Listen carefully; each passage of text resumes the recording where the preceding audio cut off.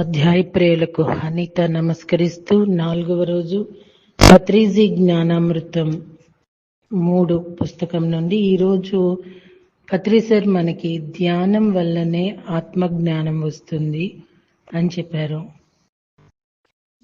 పత్రి sir అండి ఏ సందర్భానుసారంగా అక్కడ ఉన్న వ్యక్తుల్ని బట్టి కూడా ఒకసారి ఇచ్చిన స్టేట్మెంట్ మరొకసారి కూడా ఉండదు. ఎందుకంటే ఆయనకి తెలుసు ఎవరి మైండ్ సెట్ ఏంటో, ఏ సందర్భంలో ఏం చెప్పాలో అన్ని పత్రి సార్కి తెలుసు. సో పత్రి సార్ ఏది చెప్పినా అది సత్యమే అవుతుంది అనేది నాకు ఒక ప్రగాఢ విశ్వాసం మాస్టర్స్.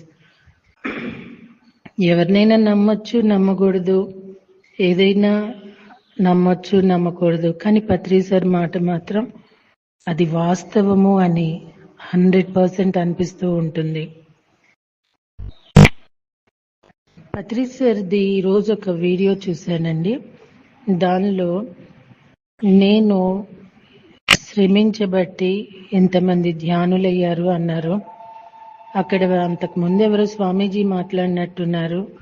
కాబట్టి ఈరోజు ఈ స్వామీజీ ఆశీర్వాదం నాకు అందింది అన్నారు. వినాలండి, పత్రి గారి ప్రతి వింటేనే మనకి స్పష్టత వస్తుంది. నేను ఒక జూమ్ క్లాస్లో అక్కడ అది చాలా మంది రిసీవ్ చేసుకొని వాళ్ళు ప్రశంసల వర్షం కురిపిస్తున్నారు.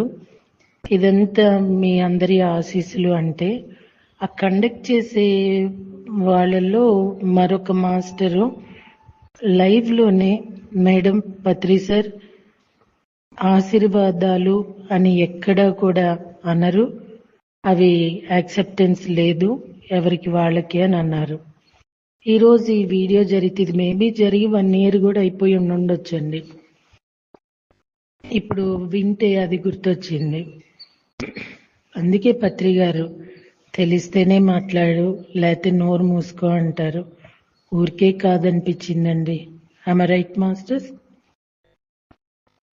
ఈ సృష్టిలో ప్రతి ఒక్క జీవికి కూడా దేహ మరణం అన్నది తప్పదు. ఇది మనకు తెలిసిన సత్యం. అయితే ఆ తర్వాత ఏమైనా ఉంటుందా అన్నదే అసలైన ప్రశ్న. సామాన్య ప్రజా బాహుళ్యానికి మరి ఆధ్యాత్మిక పరంగా అంతగా ఎదగిన ఆత్మలకు ఈ ప్రశ్న అసంగతంగా మరి తెలుసుకోవడానికి ఏమీ ఉండదు అన్నట్లుగా అనిపించిన తెలివైన ప్రతి మనిషికి మరి పరిణితి చెందిన ప్రతి ఆత్మకు అది సహజ సిద్ధంగా వచ్చే మౌలిక సందేహం మరి కీలక ప్రశ్న. మానవ జీవితంలో శైశవ దశ, బాల్య దశ, యవ్వన దశ, ప్రౌఢ దశ మరి వృద్ధాప్య దశ అనే రకరకాల దశలు ఉంటాయి. ఈ అన్ని దశల్లో కూడా పుడుతూనే చనిపోతున్న వాళ్ళు, శిశువులుగా చనిపోయిన వాళ్ళు, యువకులుగా మరి పెద్దవాళ్ళుగా చనిపోతున్న వాళ్ళు ఉంటారు. ఇక ముసలితనం వచ్చాక అందరూ విధిగా చావవలసిందే. ఒక్కోసారి రకరకాల సమస్యలను తట్టుకోలేక బెంబేలెత్తిపోయి చావే శరణ్యం అనుకొని ఆత్మహత్యలకు పాల్పడే వాళ్ళు కూడా అన్ని దశల్లో ఉంటారు.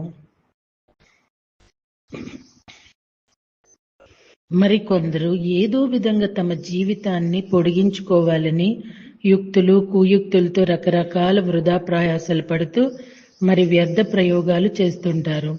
ఇదంతా కూడా మరణం తర్వాతకి ఏమీ ఉండదు కనుక చనిపోయే లోపలే అంతా తినేయాలి, అంతా మింగేయాలి, మంచి అయితే మంచిగా, చెడైతే చెడుగా అంతా అనుభవించేయాలన్న అజ్ఞానం వల్ల ఉత్పన్నమయ్యే పరిణామం. దీనివల్ల ప్రతి ఒక్కరి జీవితంలో కూడా పరుగులాటలు మరి అంతులేని కీచులాటలు మొదలవుతూ ఉంటాయి. అయితే మరణం తరువాత కూడా జీవితం ఉంది. ఆత్మ యొక్క శాశ్వత ప్రయాణంలో భౌతిక మరణం అన్నది ఒకానొక మలుపు మాత్రమే అని అనుభవపూర్వకంగా తెలుసుకున్న ధ్యాన యోగులు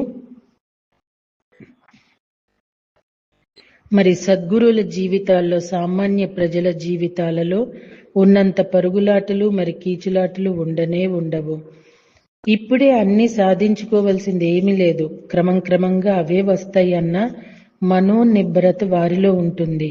గౌతమ బుద్ధుడు, మహావీరుడు, గురునానక్, జోరాస్టర్, యేసుక్రీస్తు, మహమ్మద్ ప్రవక్త వంటి యోగి పుంగవులందరూ కూడా తమ తమ సొంత యోగ సాధనల ద్వారా ఈ స్వానుభవం పొందిన వారే. వారిలాగే ఈ భూమి మీద ప్రతి మానవుడు కూడా స్వ అనుభవం పొంది తీరాలి. అప్పుడే ఈ ప్రపంచం అంతా కూడా శాంతిమయం అవుతుంది. నిజంగా మాస్టర్స్, స్వ అనుభవానికి మించిన జ్ఞానము మరొకటి లేదండి. ఇప్పుడు పత్రిజీ చెప్పారు మరణానంతరం జీవితం ఉంది అని. ఇప్పుడు అట్ ది సేమ్ టైం మనము ఆలోచన గమ్యం అనే పుస్తకము, పునర్జన్మ టార్కోమ్ సెరైడారియన్ గారి పుస్తకము ఆడియోస్ చేసుకుంటున్నాం. అయితే టార్కోమ్ సెరైడారియన్ గారు పునర్జన్మలో చెప్తున్న విషయాలు వింటున్న వాళ్ళు కొంచెం నాకు చాలా మెసేజెస్ చేస్తున్నారు. నిజంగా ఇలా ఉంటుందా మరణం తర్వాత? ఒక్కొక్కసారి ఆశ్చర్యం, ఒక్కొక్కసారి భయం, ఒక్కొక్కసారి ఇలా ఉంటే తర్వాత జీవితం బాగుంటుంది అన్న ఆలోచన కలుగుతున్నాయి అంటున్నారు. ఎప్పుడూ కూడా ఈ మహనీయులు చెప్పేది ఏది తప్పుగా మనం తీసుకోకూడదండి. సత్యం లేనిదే వీళ్ళు ఊరికే మాట్లాడరు.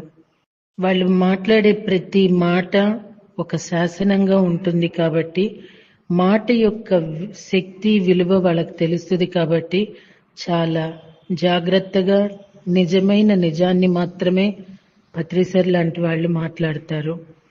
ఇది నాకు అర్థమవుతూ ఉన్నదండి. మరి మీకు? ఇది శాస్త్రీయ యుగం. ఇక్కడ శాస్త్రీయ దృక్పథం అన్నది ప్రతి ఒక్కరికి ఉండి తీరాలి. అనేక ఆధ్యాత్మిక సత్యాలను పరిశీలించి పరిశోధించి వాటిలోని శాస్త్రీయతను వెలికి తీయాలి. ఎన్నెన్నో ప్రదేశాల్లో చిన్న చిన్న పిల్లలు తమ తమ గత జన్మ అనుభవాలను గురించి చెప్పటం మనం వింటున్నాం. నవీన ఆధ్యాత్మిక శాస్త్రవేత్తలు వాళ్ళు చెప్పిన ఆధారాలతో పరిశోధనలు జరిపి వాళ్ళు చెప్పింది నిజమే అని నిర్ధారించారు కూడా. డాక్టర్ ఈవెన్ స్టీవెన్సన్ ఈ దిశగా అనేక పరిశోధనలు చేసి 20 కేసెస్ సజెస్టివ్ ఆఫ్ రీఇన్కార్నేషన్ అన్న అద్భుతమైన గ్రంథాన్ని మనకు అందించారు. ఇందులో వారు అనేక క్షేత్ర పరిశోధనా వ్యాసాలను అత్యంత శాస్త్రీయంగా ధృవీకరించారు. Doctor Elizabeth Kubler Ross, doctor Raymond Moody garu మరణ సమయంలో అనుభవాలు, నియర్ డెత్ ఎక్స్పీరియన్స్ అన్న అంశంపై ఎంతో విపులంగా పరిశోధనలు జరిపి అనేక గ్రంథాలను మనకు అందించారు. ఒక్కోసారి మరణశయ మీద ఉన్న వాళ్ళు తాము చనిపోయిన స్థితిలో తమ శరీరాలను వదిలిపెట్టి ఏవేవో కొత్త లోకాలను చూసి వచ్చామని చెప్తుంటారు. సొరంగాల ద్వారా చీకటిలోకి ప్రవేశించి వెలుతుల్లోకి రావటం, చనిపోయిన తమ పాత మిత్రుల్ని మరి బంధువుల్ని కలవటం, ఉన్నత లోకాల మాస్టర్స్ దగ్గర ప్రత్యక్షంగా శిక్షణ తీసుకోవటం వంటి ఎన్నెన్నో అనుభవాలను వారు పొందుతూ ఉంటారు. అయితే వాళ్ళ జీవిత కాలం ముగియకపోవటంతో వారికి ఏ వైద్యమో అందుబాటులోకి వచ్చి వాళ్ళు తిరిగి పునరుద్ధరింపబడిన శరీరాలకు చేరిపోవటం జరుగుతుంది. ఇలాంటి దృష్టాంతాలు కూడా మరణానంతర జీవితం ఉంది అని మనకు తెలియచేస్తాయి. ఇక్కడ ఒక పుస్తకం మాస్టర్స్ పేరు గుర్తు రావడం లేదు. ఆ పుస్తకంలో ఒక ఆమె కోమాలోకి వెళతారు. ఇలానే ఒక చీకటి స్వరంగం ద్వారా వెళుతూ అక్కడ ఆమెకి ఎరుక కలిగిస్తారు. చూడు వీళ్ళని భర్త ఏడుస్తున్నాడు అంటే ఆయన అన్ని దొంగ నాటకాలే అంటే కుటుంబ సభ్యులంటే వాళ్ళు అంతే అంటది. భూమికి రావటం ఆవిడకి ఇష్టం ఉండదు. కానీ ఇద్దరు ఆడపిల్లలు తన బిడ్డలు ఏడుస్తున్నప్పుడు వాళ్ళని చూపిస్తారు. అప్పుడు ఆమె ఆ బిడ్డలు తన బిడ్డలు అలాగే ఏడుస్తూ ఉండేటప్పటికీ ఆ తల్లి ప్రేమ మళ్ళీ ఆమెని బతికిస్తుంది. ఇది నిజంగా ఆమెడికి వచ్చిన అనుభవం అని చెప్పి ఆ బుక్లో రాశారు. నిజంగా ఇట్లాంటి వింటున్నప్పుడు అండి, ఒక కోమా స్టేట్ లో ఉన్న ఒక పేషెంట్ ఆమె చెప్తున్నారు, నా ఆత్మ లోపలికి బయటికి రావటం, నా చుట్టూ ఉన్న వాళ్ళు మాట్లాడే అన్నీ కూడా నాకు తెలుస్తూనే ఉన్నాయి అని చెప్పి. నిజంగానండి మనకి అర్థం కాదని చెప్పి అవి నిజం కాదు అనుకోవటం కూడా ఒక్కొక్కసారి తప్పేనేమో అనిపిస్తూ ఉంటుంది. ఆమె రైట్ అండి. ఒక్కోసారి కొందరు ఉన్నట్లుండి తమ తమ ముఖ కవళికలను మార్చేసుకొని వేరే వేరే భాషలను మాట్లాడేస్తుంటారు. ఆ మనిషి మునుపటి మనిషిలో ఉండడు. దీనినే మీడియంషిప్ అంటాము. సో మాస్టర్స్, ఇక్కడ నా అనుభవం మీతో పంచుకోవాలి. ఇప్పుడు నాకు ఇది ఏంటిది అన్న ప్రశ్నకు జవాబు. అందుకే పత్రి గారు స్వాధ్యాయానికి అంత పెద్ద పీట వేశారు. ఒకరోజు నేను భోజనం ముగించేసుకొని వెళ్ళి నా రూమ్లో పడుకున్నాను. ఆ రోజు ఎన్వి వండుకున్నారు మా అమ్మాయి, నా హస్బెండ్. వాళ్ళిద్దరూ తిన్నారు. అందుకు నాది ఫస్ట్ ముగించుకొచ్చేసాను. మా పాప అమ్మ ఏం చేస్తుందో చూద్దామని వచ్చేటప్పటికి నా ముఖ కవళికలు మారుస్తూ ఏదో ఒక లాంగ్వేజ్ అరగంట మాట్లాడానటండి. దాన్ని డాక్టర్స్ వేలో వేరేగా చెప్పారనుకోండి. సో అది ఏంటి అనేది ఇప్పుడు నాకు స్పష్టంగా అర్థమైంది. అలా చూసి ఇక నేను ఎన్వి తినను, నేను ఇలా వండబట్టి మా అమ్మకి ఇలా అయి ఉంటుందేమో అనుకొని ఇక మా పాప ఇంక ఇంట్లో పూర్తిగా ఎన్వికి ప్లేస్ పోయిందండి. సో మాస్టర్స్, మేబీ నాకు వచ్చిన అనుభవం కూడా ఇదేనేమో అనిపిస్తున్నది. ఇది కొన్ని క్షణాలు ఉండవచ్చు, లేదా కొన్ని ప్రత్యేక పరిస్థితుల్లో కొన్ని రోజులు, నెలలు కూడా ఉండవచ్చు. దీనినే దయ్యం పట్టిందని కొన్ని చోట్ల అంటుంటారు. నవీన ఆధ్యాత్మిక శాస్త్రవేత్తలు ఇలాంటి విషయాలను పరిశోధించి మరణించిన కొన్ని మూర్ఖపు ఆత్మలు తిరిగి తమ కోరికలను తీర్చుకోవటం కోసం అంతగా ఎదగని అజ్ఞానపు ఆత్మలకు సంబంధించిన శరీరాల్లో అక్రమంగా ప్రవేశించి కోరికలు తీర్చుకుంటూ ఉంటాయని ధృవీకరించారు. ఇలాంటి వారికి చక్కటి జ్ఞానాన్ని అందించడం ద్వారా వారిని ఆ మూర్ఖపు ఆత్మల బారి నుండి విముక్తుల్ని చేయవచ్చు. ఇదే విధంగా ఎంతో మంది తమ తమ నిద్రావస్థలో కూడా స్వప్న విహారాలు చేసి రాబోయే కాలానికి సంబంధించిన వార్తలను సేకరిస్తుంటారు. ఆ వార్తలను విశ్లేషించగా అవి నిజమే అని నిరూపించబడ్డాయి. కనుక తెలివైన మానవాళికి మరి ఆది మానస ప్రయోగాలను అవగాహన చేసుకోగలిగే వాళ్లకు మరణానంతర జీవితం అన్నది నిరూపితమైన సత్యం. భగవద్గీతలో శ్రీకృష్ణ పరమాత్మ కూడా జాతస్య హి ధ్రువో మృత్యు ధ్రువో జన్మ మృత్యస్య చ తస్మత్ అపరిహారార్థేన నత్వం శోచింతుమర్హసి. భగవద్గీత 2:27. పుట్టినవాడు గిట్టక తప్పదు, గిట్టినవాడు మళ్ళీ పుట్టక తప్పదు. ఇదే పూర్ణ యోగ జ్ఞాన సారాంశం. కనుక ఈ గిట్టేదానికి ఎవ్వరూ ఎప్పుడూ ఏడవరాదు అంటూ మరణానంతర జీవితం గురించి పరమాద్భుతంగా తెలియజేశారు.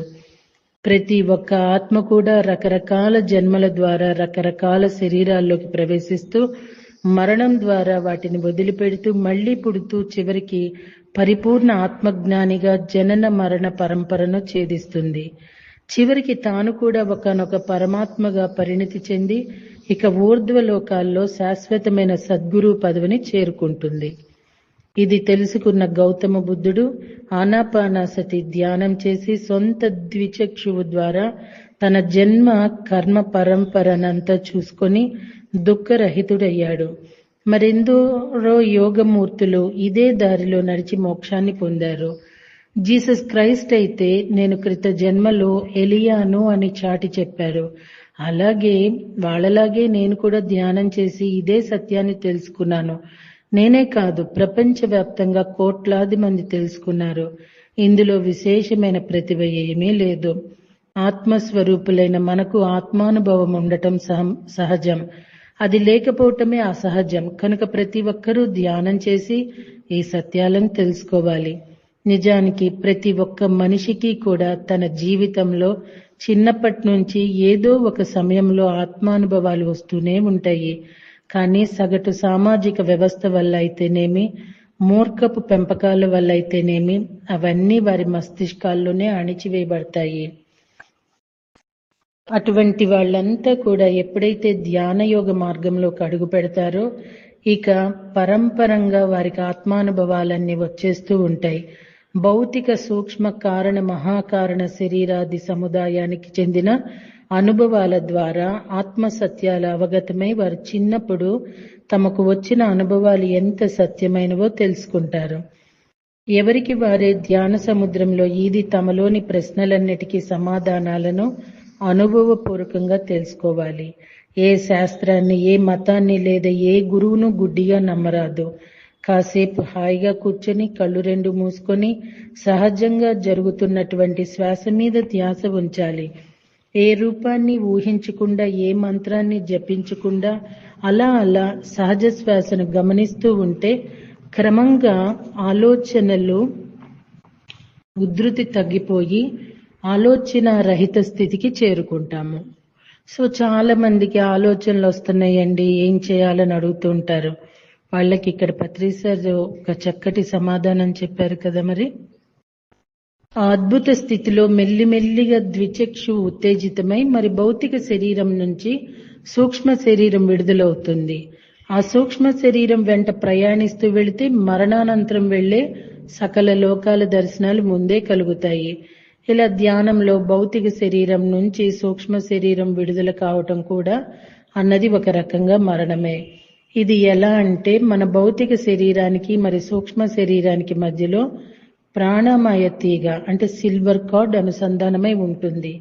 ధ్యానంలో ఎరుకతో చేసే సూక్ష్మ శరీరయానంలో ఎప్పుడు కావాలనుకుంటే అప్పుడు ఆ ప్రాణమయ తీగ ద్వారా సూక్ష్మ శరీరం మళ్లీ చటుక్కున వచ్చి భౌతిక శరీరంలో దూరిపోతూ ఉంటుంది. అదే మరణంలో అయితే ఈ ప్రాణమయ తీగ తెగిపోయి రెండు శరీరాల మధ్య ఉన్న బంధం శాశ్వతంగా ముగిసిపోతుంది. ఇలా మరణం ద్వారా భౌతిక శరీరాన్ని శాశ్వతంగా వదిలిపెట్టేసిన ఆత్మ తన సూక్ష్మ శరీరంతో సూక్ష్మ లోకాలన్నీ తిరిగేస్తూ అంతకుముందు భూమి మీద తాను చేసిన కర్మల యొక్క ఫలితాలను అనుభవిస్తూ ఉంటుంది. అజ్ఞానపు ఆత్మగా శరీరాన్ని వదిలిపెడితే అది భూలోకంలో సృష్టించినట్లే సూక్ష్మలోకాల్లో కూడా చీకటి రూపాలను సృష్టించుకుంటూ వాటిలో పడి నరకయాతనను అనుభవిస్తూ ఉంటుంది. సుజ్జనపు ఆత్మగా శరీరాన్ని వదిలితే అది నేరుగా ఊర్ధ్వలోకాలకు చేరుకొని అక్కడ తన కర్మల ప్రతిఫలాలను ఆనందంగా అనుభవిస్తూ ఉంటుంది. ఇలా ప్రతి ఒక్క ఆత్మకు కూడా మరణానికి పూర్వపు జీవిత అనుభవాలు ఎన్ని ఉంటాయో మరణానంతర జీవితంలో కూడా అన్ని అనుభవాలు ఉంటాయి. సూక్ష్మ శరీరాలతో అవి కోటాను కోట్ల సూక్ష్మలోక అనుభవాలను పొంది అక్కడి తమ గత జన్మ స్మృతుల ఆధారంగా నూతన జన్మలకు సిద్ధపడతాయి. ఇవన్నీ కూడా ధ్యానం చేసి ఎవరికి వారే తెలుసుకోవచ్చు. ధ్యానానికి కూర్చున్న మొదటి రోజే ఇవన్నీ తెలిసిపోవు కనుక కనీసం 40 రోజులు ఏకదీక్షగా తీవ్రతర సాధన చేయాలి. ధ్యానంలో కలుగుతున్న అనుభవాలను వ్రాసి పెట్టుకోవాలి. ఇక్కడ నమ్మకాలకు ఎంత మాత్రం తావులేదు. కేవలం శాస్త్రీయ దృక్పథానికి మరి స్వీయ అనుభవానికి మాత్రమే తావు ఉంది. కనుక మానవ జీవితానికి మనం సరియైన విధంగా జీవించాలంటే ముందు ఈ మరణానంతర జీవితం గురించి ఖచ్చితంగా తెలుసుకొని తీరాలి. అప్పుడే మన జీవితాల్లో పోట్లాడుకోవటాలు, హింసా ప్రవృత్తులు, జంతు పక్షి మాంసభక్షణలు, జంతువధ మరి ఇతరుల వ్యక్తిగత జీవితాల్లో తలదూర్చడాల వంటి అనాచారాలన్నీ మటుమాయమైపోతాయి. జీవితమంతా శుభాలతో మరి ఆనందాలతో నిండిపోతుంది. ఇలాంటి జీవుల్నే ముక్త జీవులు లేదా ఎన్లైటెడ్ మాస్టర్స్ అంటారు. అలాంటి ముక్త జీవులే సభ్య సమాజ జీవులుగా మెలగగలుగుతారు. మరి తమ చుట్టూ ఉన్నవారిని కూడా తమలాగే తయారు చేసి ఈ భూమిని దివిగా మార్చగలుగుతారు. నిజానికి సమాజంలో ఎంత గొప్ప హోదాలో ఉన్నా, ఎంత డబ్బు సంపాదించినా, ఎన్ని కోట్ల ఆస్తులు కూడబెట్టినా, మరి ఎన్ని మంచి పనులు చేసినా ఆత్మజ్ఞానం అన్నది లోపిస్తే మాత్రం వారి చివరికి రకరకాల ప్రలోభాలకు లోనై పరితపించవలసిందే. మరి ఆత్మశాంతి కరువే శోకించవలసిందే.